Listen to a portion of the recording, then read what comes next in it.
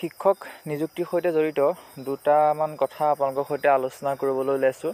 ভিডিঅ'টো সকলোৱে লাইক কৰিব, কমেণ্ট কৰিব আৰু আপোনালোকৰ বিশেষকৈ সুধিবলগীয়া যদি কিবা আছে তেতিয়াহ'লে সুধিবলৈ একেবাৰে নাপাহৰিব।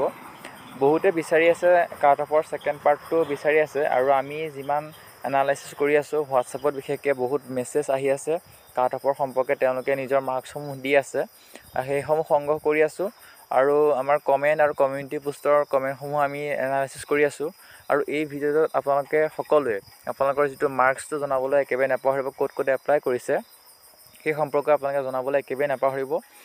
কাট অফৰ ছেকেণ্ড পাৰ্টটো আহি আছে, ডিষ্ট্ৰিক্ট এনালাইচিছ কৰা হৈছে আৰু আপোনালোকে কোনকেইখন ডিষ্ট্ৰিক্টৰ লাগে সেয়া কমেণ্ট কৰিবলৈ একেবাৰে নাপাহৰিব।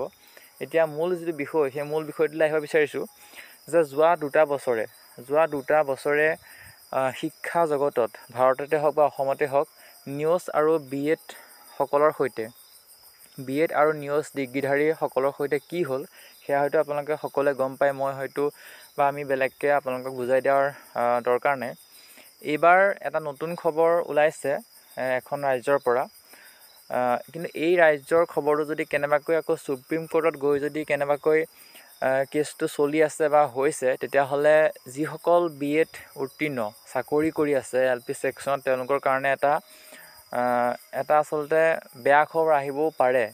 এখন ৰাজ্যৰ পৰা যিটো বেয়া খবৰ আহিছে, আপোনালোকে নিউজ আৰু BEdৰ ক্ষেত্ৰত দেখিলে যে খবৰটো BEdৰ হওক বা নিউজৰ হওক এখন ৰাজ্যৰ পৰা গৈছিলে আৰু সেই ৰাজ্যখনত কেঞ্চেল কৰাৰ কাৰণে খবৰটো গৈ বা নিউজটো বা কেছটো ছুপ্ৰিম কোৰ্টত উত্থাপন হৈছিল আৰু ছুপ্ৰিম কোৰ্টে ৰায় দিছিলে নিউজ আৰু BEdৰ ক্ষেত্ৰত, সেয়া হয়তো সকলোৱে গম পায়।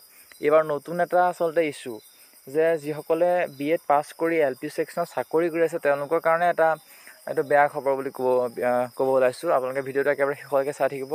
এটা বাতৰি আপোনালোকৰ সৈতে কানেক্ট কৰি দিম বা খবৰটো আপোনালোকে নিজে চাব পাৰিব যে যদিহে এই কথাটো ছুপ্ৰিম কোৰ্টলৈকে যদি ৰেফাৰ হয়, তেতিয়াহ'লে কিন্তু যিসকলে টিচাৰ কৰি আছে BEd কৰি তেওঁলোকৰ কাৰণে এটা বেয়া খবৰ আহিবও পাৰে। কথাটো আপোনালোকৰ সৈতে শ্বেয়াৰ কৰি আপোনালোকৰ মন্তব্যসমূহ দিবলৈ একেবাৰে নাপাহৰিব কমেণ্ট বক্সত। ভিডিঅ'টো আজিলৈকে সমাপ্ত কৰিছোঁ। পৰৱৰ্তী ভিডিঅ' আহি আছে, কাট অফৰ ছেকেণ্ড পাৰ্ট আহি আছে, সকলোৱে কানেক্ট হৈ থাকিব। ধন্যবাদ।